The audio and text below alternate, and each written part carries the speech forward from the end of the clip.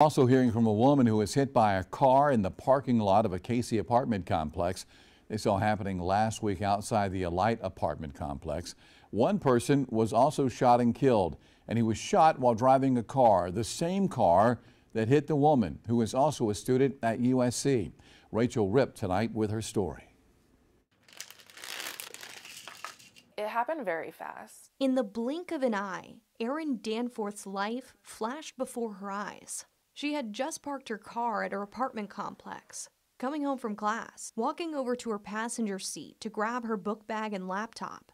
She heard gunshots and froze.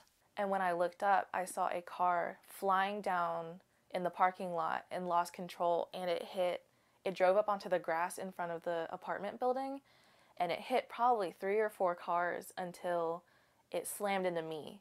Next thing she knew, she had somehow pulled herself over to the grass and called her boyfriend. I think there might have been a moment where I kind of blacked out, because the next thing I knew is what I was laying down and I could see him and paramedics around me. Erin had a gash in her forehead, a broken fibula, and bruising up and down her right leg, as well as bruising on her arm. It's definitely been a struggle. I was scared to come back here.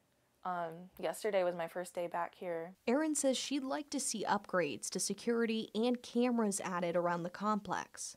According to the general manager of Alight Columbia, they're now providing 24-hour security patrols by multiple officers, including both off-duty officers from the Casey Police Department and a private company. He says in addition to this, residents of an apartment that were suspected to have a connection to the September 9th incident have been evicted. With Erin's life now on pause to focus on healing, her mom suggested setting up an online fund for some financial help. I really didn't expect to get much, honestly. I just figured, to help with, because I already have a bunch of medical bills already.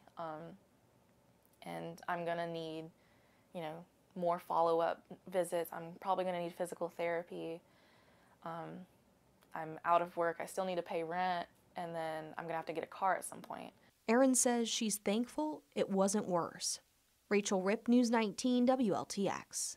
And according to Casey Police tonight, no suspects have been identified. The shooter is still not in custody.